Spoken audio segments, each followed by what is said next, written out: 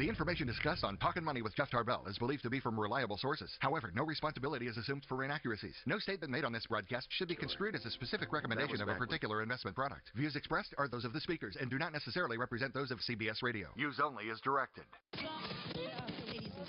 Smiles, everyone. Smiles. And prepare yourself for... Show me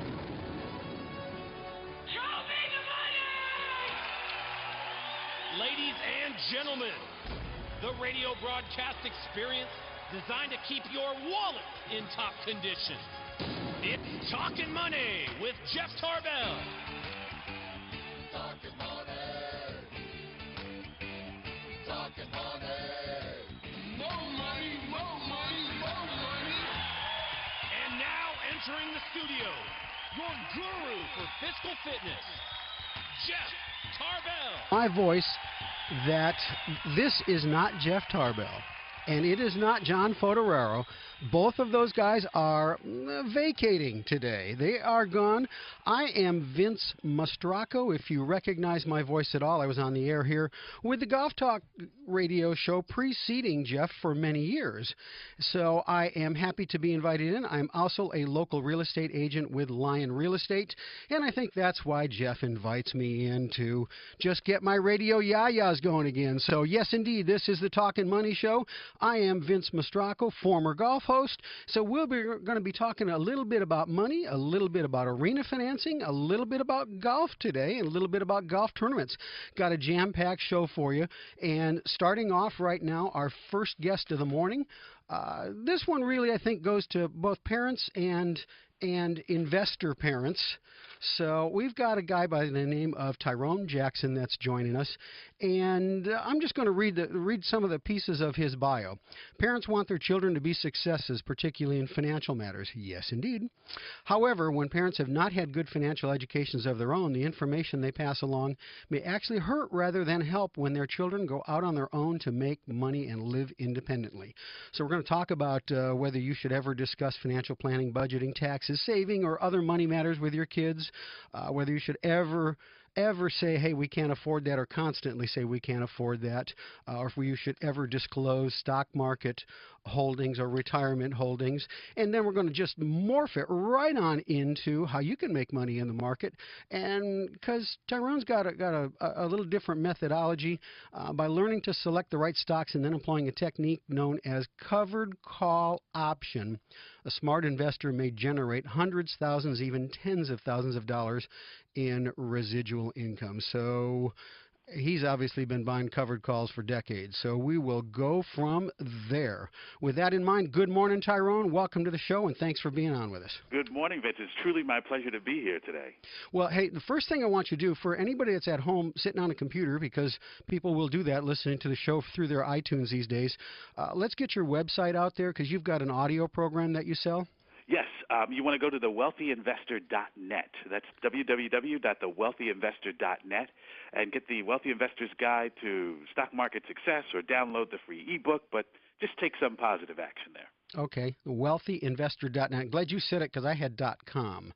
So we don't want that. Yeah, we don't want that. All right, let's move right into the first thing. I remember growing up, my parents never discussed money, other than my mother saying, we can't afford it, we can't afford it, we can't afford it. So you've got some real deep thoughts and tips on that. I'd like to offer that to parents and grandparents out there that are listening first. Absolutely. America is one of the greatest countries in the world, but we are the most financially undereducated. And essentially, when we go to high school and college, we learn about science and social studies, and we take a gym class, but no one teaches us about wealth. No one teaches us about finance. So when we go out into the world as an adult, there's a certain financial education that we don't have that usually involves the stock market that is a great wealth-building tool. But if you don't have the knowledge of how to buy and sell stocks, how to invest or trade stocks to create wealth in your life, then that lack of financial education hurts you as an adult. But in laying groundwork when you're raising kids, I remember when we were putting in a swimming pool in our home, my wife and I decided to do a savings, save for 50% of it, and I would show the kids like every 3 months where we were at in terms of the amount of money saved. And I also bought them ambient shares of like Nike or Disney at Christmas time, birthdays, things like that. So I got one kid that gets it with money and one kid that doesn't. So talk about some of the other tips there. Well, that's really important. I mean, all too often as parents, we send the message of what we can't do financially. And what we don't realize is that we're really programming our kids to deal with money in terms of lack. So, for example, I reversed that trend. I was raised by a single parent who knew nothing about money, just like get a job and maybe you'll do overtime. And today I'm the wealthiest one in my family, and I teach other people how to do the same. I'm also a divorced parent. And so when I get my kids, my two daughters for the weekend, we have on Sundays Stock Market Sunday. Really? I sit down and we go through stocks, and when I let them select them, and the next time they see me, the person whose stock has actually risen the most gets their allowance doubled. See, that's a kind of positive reinforcement that my daughters are getting, and they're also starting to think about wealth, not just saving and getting by in the world. I like that. I mean, and that sort of lays the groundwork right there. I would have never even thought about Stock Market Sunday. That's cool stuff. That's Yes, cool it stuff. is. And the whole idea is that, I mean, you were off to a great start, is that we want to program our kids to think wealth, right? To get our money to make money in their lifetime. Because the generation that's coming up now, they're probably not going to have a job for 35 or 40 years, work in the same factory and get a gold watch. You know, those days are over. So they need to learn how to have their money make money so that they have a better life financially. Folks, we're talking with Tyrone Jackson, the creator of The Wealthy Investor's Guide to Stock Market Success, and the website is thewealthyinvestor.net. All right, let's move over to covered calls. So we have limited time with you this morning, and I'm not sure I understand covered calls. Okay, basically, it sounds a little complicated at first, but it's the one strategy in the stock market, if you have an online brokerage account, that allows you to make money every single month regardless of where a stock goes. If I buy a share of stock at, let's say, $49, I really want those shares to rise. But rather than waiting for them to rise, I'm going to sell an option in the same way that someone can option away a book or anything else or a piece of real estate. I'm going to sell an option to someone else to buy the stock away from me at a higher price. When you sell an option on a stock that you own, you take in guaranteed money called a premium. And that premium can be as much as $1 per share. So if I option away 100 shares to someone, I make $100, and the worst thing that's going to happen is they're going to buy the stock at a higher price. If I option away 1,000 shares, I make a $1,000 per month guaranteed, and the worst thing that's going to happen are the shares are going to be bought away from me at a higher price, at a profit.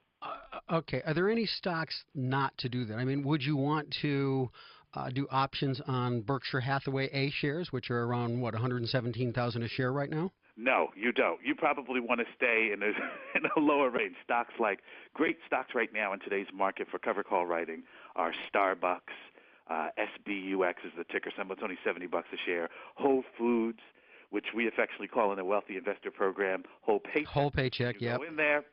You wind up spending all your money. And I say if you're spending your money there, then you might as well own the stock and get paid from selling options on it every single month because it produces guaranteed monthly residual income. And that's really what we want as adults. And is this part of the audio program that you've got? So can I get some covered call training? I do some online trading in Scottrade and E-Trade, personally. And I know I'm not the only one out there listening that does that because I talk to my friends that all do it. But that's sort of become something new in there. So you want to have a little bit more knowledge about it. That's exactly right. It's the one strategy in the stock market. Actually, there's several strategies that produce income. But see, here we go, Vince. If we don't have that financial education, then you're missing out on thousands and thousands of dollars of guaranteed income. You know, dividends are another great way to bring in income just by owning Dow 30 stocks like Coca-Cola, McDonald's. So I teach people not how to do anything that's so extraordinary other than make sure every month they are making money guaranteed, and that brings them financial success. I want to talk a little bit about at least maybe emerging sectors, not specific stocks per se. Mm-hmm. I'm interested in drones. The government, I know there's a lot of controversy with drone aircraft now. We've been using them for warfare, but there's a lot of upside potential to these in agribusiness, in crop spraying, in search and rescue. Drones are being used more and more around the world. How do I search out and come up with some companies to invest in? Okay, I'm going to respond to that in a broader context. First of all, that's great that you find a sector that you like. That's very, very specific. Some people like fast food. Some people like technology. Whatever it is that you like, there are free websites where you can go to, a place like yahoofinance.com. You can research any sector that you want. This is all free and online. But what I prefer that people actually do is that they follow their interests. So if you eat at McDonald's, you take your family to McDonald's from time to time, you should own those shares. If you have a cell phone and Verizon is your carrier, and you're paying that Verizon bill, start with what you know. Most people are having an interaction with the world with companies that are publicly traded, right? So whether that's AT&T, Verizon, Whole Foods, Starbucks, start with the companies that you like and find out if those companies are actually making money. That's where you're going to be a great investor and trader, just like you, Vince, with the sector that you're most interested in. Interesting. Okay, so same thing. Well, when you go interaction, the second thing I've been looking at lately is robotic surgery, which is really one major company out there right now called Da Vinci, and only because I've gotten older and surgery is a closer thing these days than it used to be. So, well, that's the whole idea. Is if you start from what you're interested in, those are the stocks that you're going to trade the most. But here's the thing I want people to remember today. You could be earning thousands and thousands and thousands of dollars per month selling options or buying stocks and quickly selling them in your account when they go at 50 cents a dollar. Most people, what I have discovered in teaching them how to trade in the stock market, they have like a trading talent. I'm not talking about day trading, sitting at a computer all day, but most people have a talent for the stocks that they like, buying and selling the same stock over and over and over again, and that can produce thousands of dollars in income, and it's just not that difficult. Interesting thoughts. All right. Last couple of questions before we have to hit our first break of the morning here. One is, you want to talk a little bit about the pricing of the products on your website, particularly really the audio program? Sure. I mean, there are a number of things at thewealthyinvestor.net. There's the free newsletter. You can download the free trading ebook. You can order the product. We also have an event that's coming up in Los Angeles. If you really want to kind of stick your feet in the water, next Saturday, November 2nd, out around LAX at the Sheraton, come on in. It's really your time to really get that financial education that you did not get in high school and college. And I'll be able to meet you there and answer your questions. And it's a full-day workshop that's going to be really outstanding and terrific. Okay. So LAX Sheraton next Saturday and we certainly, this is California. We have super commuters and we have people traveling up and down the state all the time. So November the 2nd, or just go check out all the products at wealthyinvestor.net and we'll go from there. All right, Tyrone, last thing I had for you was I'm an upstate New Yorker by birth originally, so I caught something. You're sort of bi-coastal. You're Southern California and you're upstate. Where are you in upstate? I live in a town called Rhinebeck, New York, which is where Chelsea Clinton got married. And then I spend the rest of the month in Malibu, so I kind of get the best of both worlds. Oh, yeah. I'd say you do, except maybe you don't want to be in Rhinebeck as much from December through the end of March. That's why I'm in Malibu right now. All right.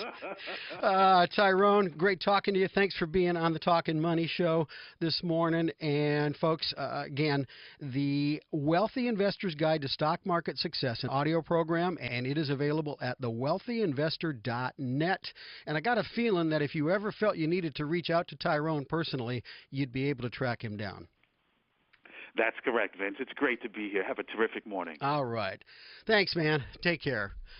Okay, folks, when we come back, we're going to switch gears a little bit, and we're going to talk a little bit about the simplest golf swing that you may have ever had. And then at the bottom of the hour, you Kings fans want to stay tuned. We are going to have John Dangberg on the show with us, and John is going to explain the Arena Funding Program. John is the Assistant City Manager, and he is perhaps the most knowledgeable person at this point in time in the city with regard to the Arena Funding Program. So a lot coming at you. And then at the end of the hour, my friend Dwayne Williams, who's sitting right here, is going to talk about the economics of putting on a golf tournament. We'll be back right after this.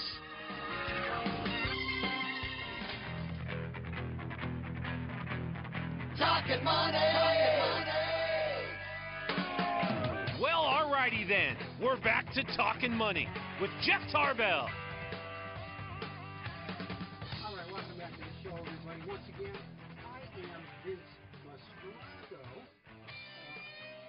I don't know how to turn the mic on. Okay. Whoops, there we go. All right, welcome back to the show, everybody. You can tell I'm out of practice. I am Vince Mastrosco. I hit the off button for the mic, not the on button. So anyway, I am guest hosting today in place of Jeff and John. They will be back with you next week. I'm joined in the studio right now by a gentleman named Milton Wallace, who played on the PGA Tour for many years, left in 1977, played, what'd you say, Milt, 27 years? You got to get real close to that microphone, pull it up close to your lips. 27 years. 27 years on tour. That's a long time. Yes, it is. And it was a non-exempt tour in those days. Yes. So, all right. Give me a little bit of your history. How many tour wins? I want to do that before we go into the swing that you sell. Well, I did 5 wins, but it was over a long period of time. There was nothing. Our swing didn't repeat like it does today because we had nothing to repeat. We got hot and with our tempo, and we came up, and then we disappeared. But today, everybody can say in hitting in the zone, as they call it today, right? Mm-hmm. More than they could those years because we supinated and pronated our hands, and we hit the ball all hands, right? And it was not repeatable.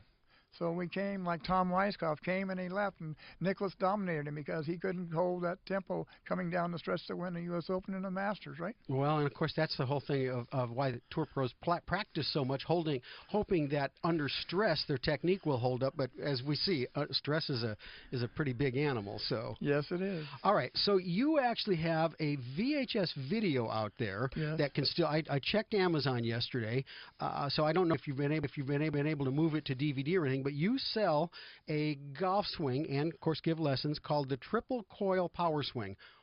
What the heck is a triple coil power swing? Well, the triple coil power swing is your body starts, you have no arms and no hands, and you're on one plane, and your body, your lower legs start to go downswing to drop your shoulders, and your hands accelerate from the body, right, from your legs, right? And it's hard to believe this little soft, easy swing will hit the ball so far. I tried to qualify for the seniors. We didn't talk about this in 2006. And as I got cancer of the lungs, and my wife sent in 4 qualifiers. I shot 65, 66, 67, 66, and was an alternate 4 days in a row. But in Rock Farm, South Carolina, I hit the ball off the tee with a black man that was 6'8", 275, and here I am like 5'11", 69 years old. I hit the ball 348 yards with half the effort he hit it, and he could all day long was over 320-yard drives. So we have very limited time here this morning. Give me a couple of the principles of what makes your swing easy to learn. And that's the other thing I've been told. All right, you have a left arm and a right shoulder, and your left arm stays on your pec, and you turn back under with your shoulder. Right shoulder goes up, and your right hand goes under, and it squares at 9 o'clock. And your right arm the club lays off. It doesn't go up, it lays off. Your right arm pulls, and the club lays off at an angle. So the club is laid off at the same angle as you are at address at the bottom. So it's repeatable coming down. So there's no dropping the club or pronating the club or casting the club back to get it back in the zone, right, in the pocket, as you call it, right? We are in the pocket all the time. You're ready. Your energy is stored with lag. So essentially a one-plane swing. Yes. And which I think these days we would also call that a body swing or a body swinger versus an arm swinger. Yes, sir. So it's not a Bubba Watson type of swing, a high hands, arms. It's really more of a Zach Johnson type of swing. Well, it's from Michael Austin, had high hands. Michael Austin, I have a teaching degree from Michael Austin, and this here is where I learned so much about how he swung from nothing from the top. It was all from the bottom. He stored it as energy from lag. Let's get, I'm up against the clock today in here, so we're going to have to cut this short. If we had our golf show, we'd give you a whole hour and be doing stuff, but who knows, that may come back at some point in time. The triple coil power swing, you can look it up. Really, it's an Amazon thing, folks, because it's still out in video. Basically, those are used videos. If you want people to call you direct, though, give me your local phone number. 916-289-3459. 289-3459 and local 916 area code. And folks, you can always get a hold of me on my cell phone. I'm a realtor with Lion Real Estate, or if you just remember 220-PUT. That's my cell phone, 220-PUT, and I'll be happy to steer you to Milton Wallace. I know you've got more stories. I hope you stick around for the hour so we can talk a little after the show. Milton, thank you very much for being on with us today. 916-289-3459 if you want to learn the triple coil power swing, and I know there's some people out there that still know the Michael Austin swing, and so very similar situation with that. All right, back after these messages, and when we come back, we'll be back with John Dangberg to talk about the arena funding plan and give you a good explanation on how that, I think, brilliant program is going to work. More Talkin' Money after this.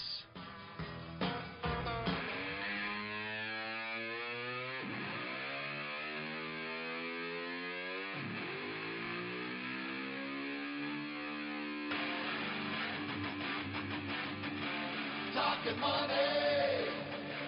And we're back to Talkin' Money. And here's Jeff Tarbell. No, here is Vince Mastracco today, guest hosting for Jeff Tarbell, sitting in for Jeff and John Foderaro, and happy to do so. And we're going to jump right into our guest right now and talk about the arena funding program. And we have Mr. John Dangberg, who I believe the official title is the City of Sacramento Assistant Manager. And John is perhaps the most knowledgeable person on staff to talk about the Kings Arena funding program. And I'll just tell you, folks, right up front, I think that there's strokes of genius and brilliance in there with regard to the parking revenues, but really, we're going to let John fill you in on it. Good morning, John, and thanks for being on the show with us. Hello. Yep, there we go. All right, we got you, John? Okay. Hey, I've been off for a while, so I sort of missed some of the buttons now and then. No worries. Okay. All right, let's just, the most basic question is explain the arena funding program. Okay. I really appreciate the opportunity to share this. I first just want to say that, what this is all about is really helping to transform our downtown and build just a great venue for lots of amazing, entertainment, from sports to, family events, concerts, and really in a refreshed and re-energized downtown. So to start out with the financing, I think it's important to understand that this facility is going to be owned by the city and leased back to the Kings. Yes. The Kings will be contributing about 1/3 of the funding to build the new facility. And the city will be looking at 3 different funding sources to fund the 2/3 balance of the facility. There's about $7.5 million in economic development monies that we have available. There's $38 million that's actually coming from the sale of land, where the Kings are buying land from us, it is surplus land. Okay. And then we will contribute that back to the construction of the facility. But the largest piece of this is the parking funding that you touched upon. And that's what I think is brilliant. There's not new taxes involved. There's no, this is, I don't know, I got to say my part, I constantly tell people this. Nobody pays for parking in the city of Sacramento after like 5:30 p.m. on weeknights. The city empties out. Our city does. And so this is an unrealized asset, but at least from my purview, where all of a sudden we're going to build the arena and take all these empty parking spaces and monetize them. Am I right on that aspect? That is absolutely correct. And along with monetizing our parking, we're going to re-energize our downtown and have lots of people doing fun things in the downtown. And the way this works, I think it's helpful for people to understand how cities operate their parking lot enterprises. Most large cities will have, meters, their on-street parking assets, as well as garages. And the way they build those enterprises is you take revenue from your parking and you borrow money and you build new garages. And as you pay down that debt, and demand grows and you have new revenues, you borrow again and build new parking assets. In this case, what we're doing is taking that revenue that would normally go to build new parking garages, and we're going to build a new arena with it. And, in our situation with the downtown Plaza Garage, where we were planning to put the new facility, the parking demand has gone down. I think everyone is familiar with downtown Plaza and the struggles that it's had in the past. And it was something that, we needed to address anyways. We are using this opportunity to put this great venue right in the center of downtown, take that parking enterprise and a garage that is struggling financially, and leverage our parking assets to borrow money. And the way we're doing this is to essentially set up a nonprofit corporation that we will allocate our parking enterprise revenue to. They are going to go out and borrow the money by issuing bonds, and that will raise enough money, $212 million, to finance our contribution to the arena.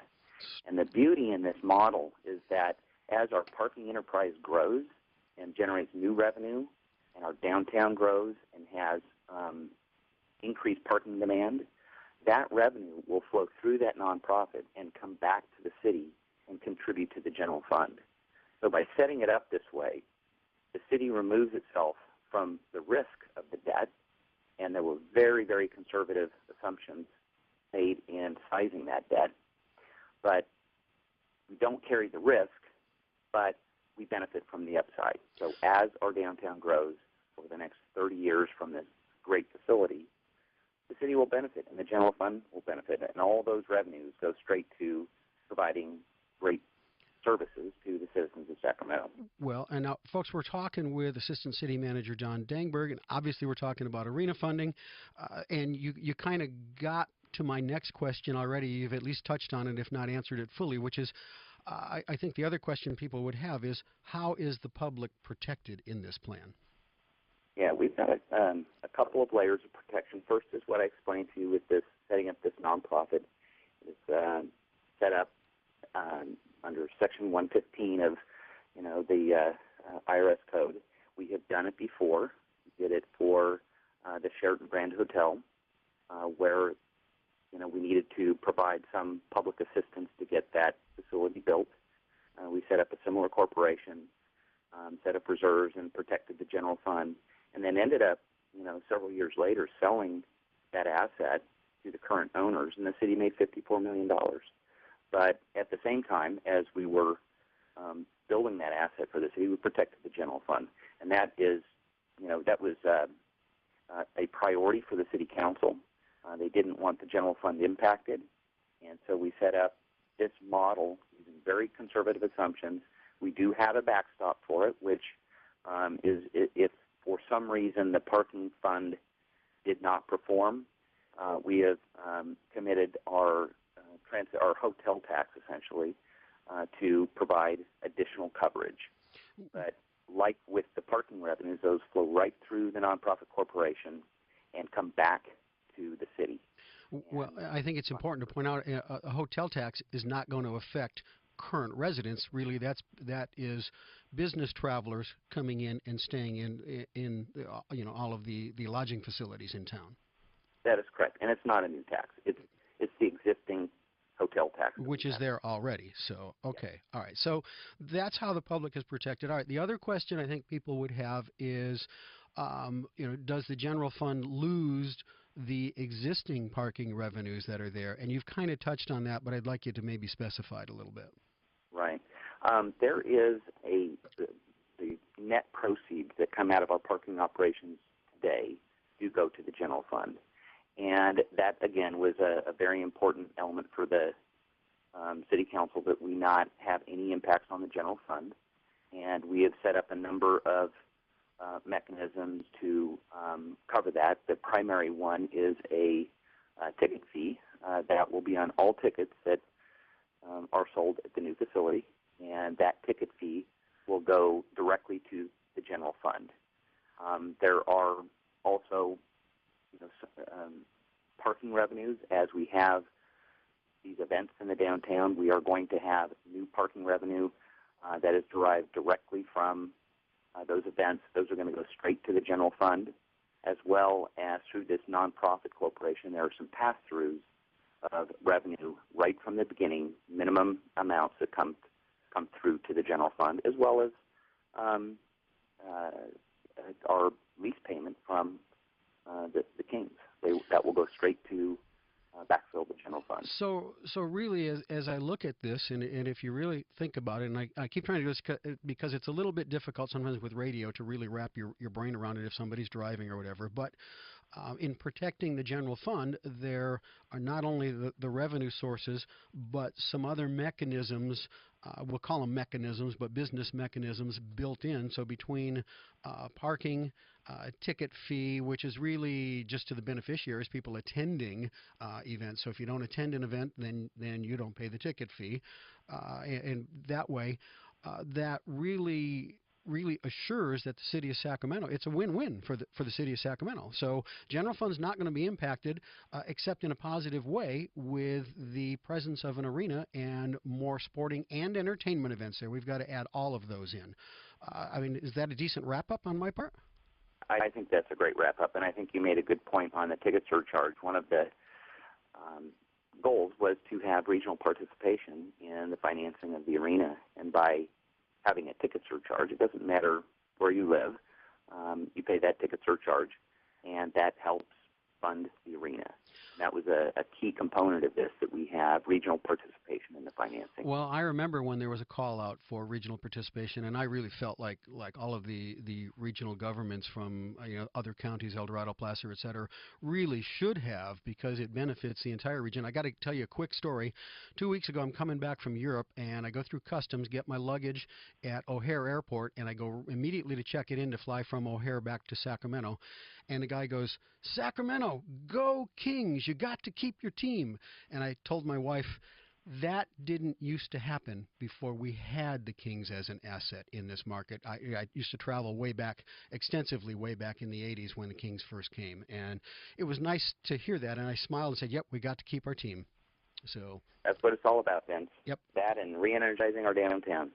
Yeah, and I think it will be. I think all the way it will be. So I know property owners are actually excited about that, as certainly they've got to be as well all the way through. So, John, I think that's a pretty thorough explanation, and we've got to hit a break. I'm getting the signal here. So unless you have anything that you want to add, I think we can let you get on with your morning and enjoy a good plan.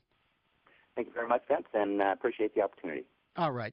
Thanks. We'll be back after these messages with more Talkin' Money.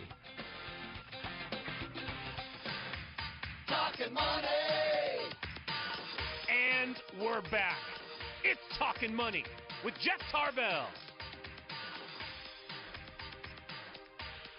Once again, this is Vince Mastracco, happily sitting in for Jeff Tarbell, and I hope that you have been enjoying today's show and our guests. I thought it was quite enlightening on the Arena Funding Program. And I do have a text message here from Mike in Roseville. It says, Vince, could you please ask John how this plan is, this counters what the STOP group contends? Thanks, Mike.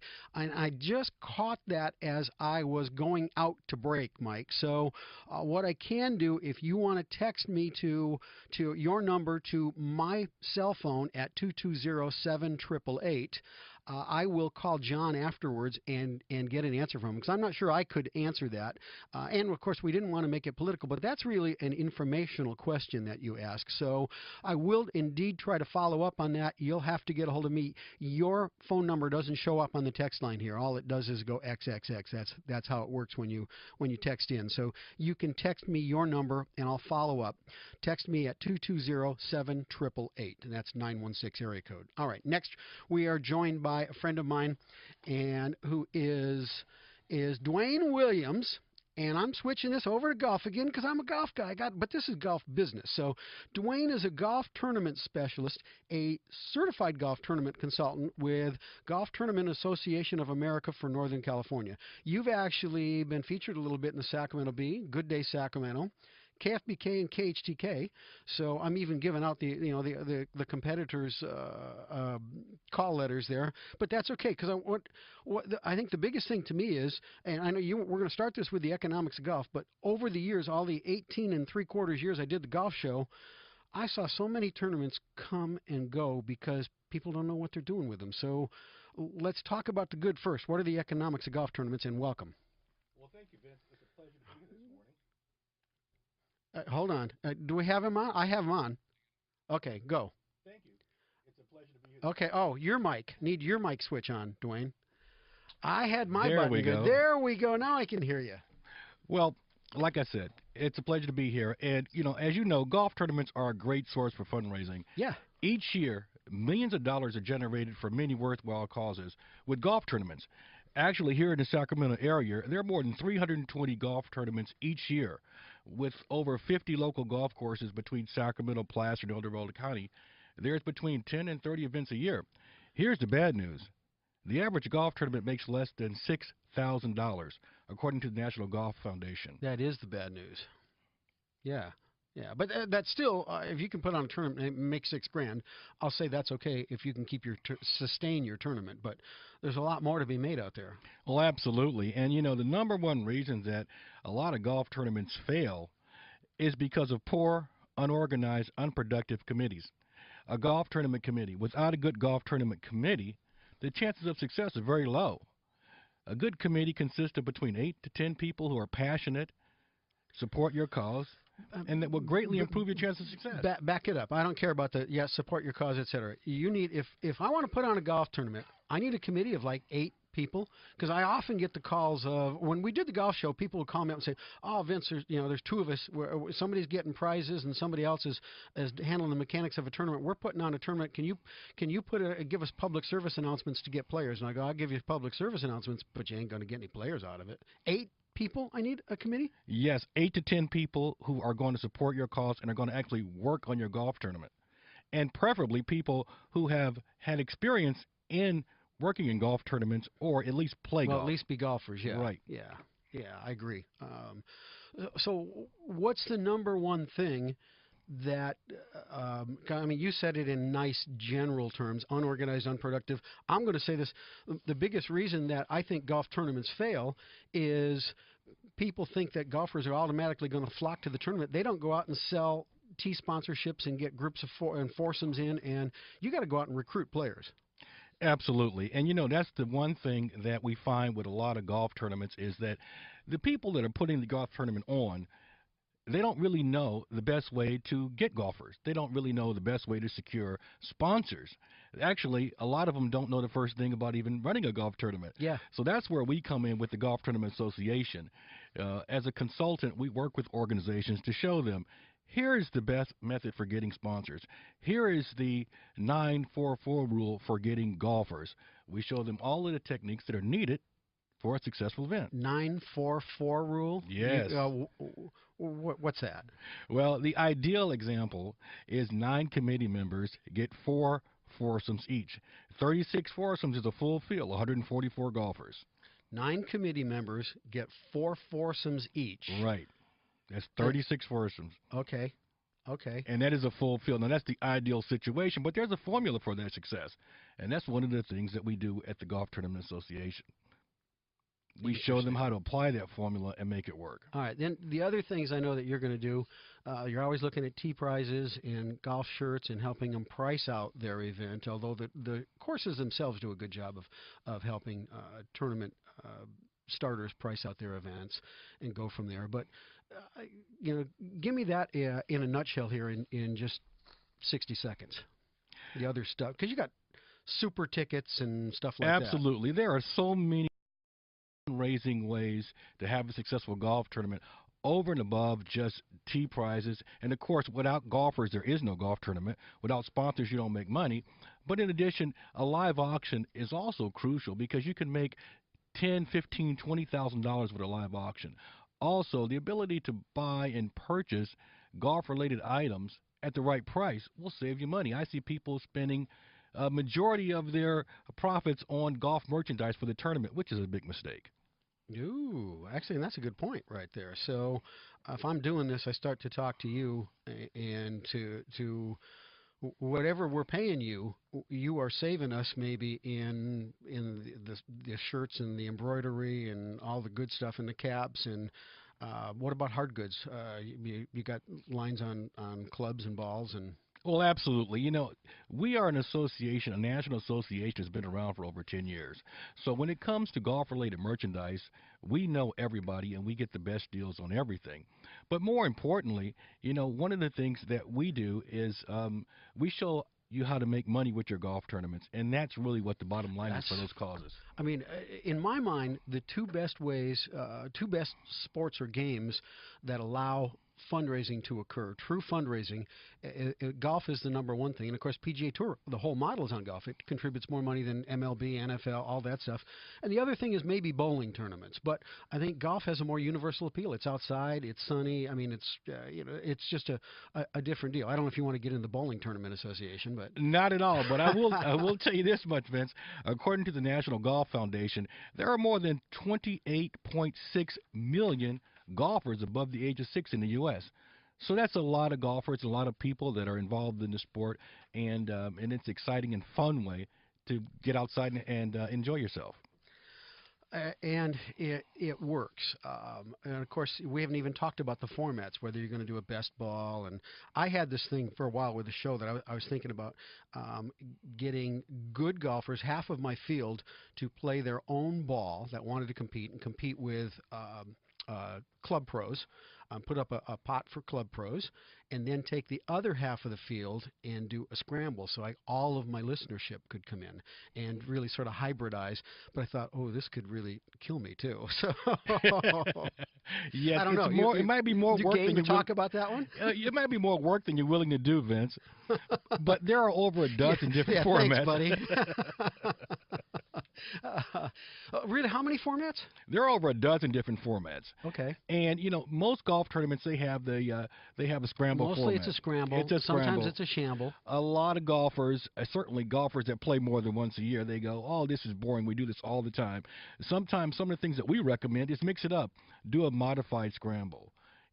Do other things. There are so many different ways to put on a golf tournament. Sometimes it's like where golfers can play where you hit the first golf shot and you take the best ball and then you go and you play. I think that has some value too, because people that belong with companies that do play in these tournaments, and you hear it all the time. Gee, another scramble, another scramble. I'll give you a quick story. One day, I'm talking to Dwight Clark, the ex-49er player. Mm-hmm. After he moved back to Northern California, he was up at Tahoe playing, and I said, "Hey, Dwight, how's your game?" And he goes, "I don't know." I said, "What do you mean you don't know? You're not playing any golf?" He goes, "No, I'm playing a lot of golf." He goes, "It's all charity scrambles. I don't know how I'm playing." I mean, that true story. Those were his quotes. I cracked up. So he was right.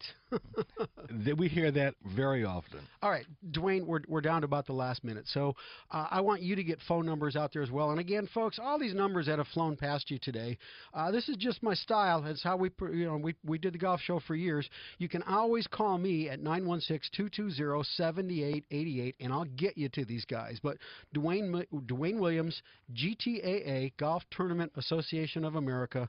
You got a local number, and you'll help and existing charity and new charities do stuff. And we also do corporate events. Phone number: 916-333-4725. That's 333-4725. I have it in my contact list. Email.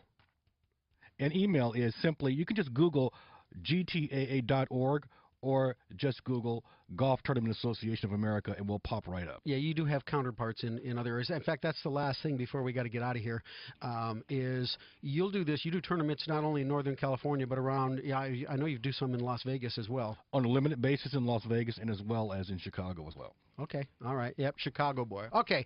Folks, I have had a blast in here today. I want to thank my guests, everybody for coming in. Milt Wallace, John Dangberg for calling in, Tyrone Jackson, you, Dwayne. It's good to have friends in here. It's good to have friends that invite you to be back on the air. So tune in next week again for Jeff and John Talking Money. We'll be back.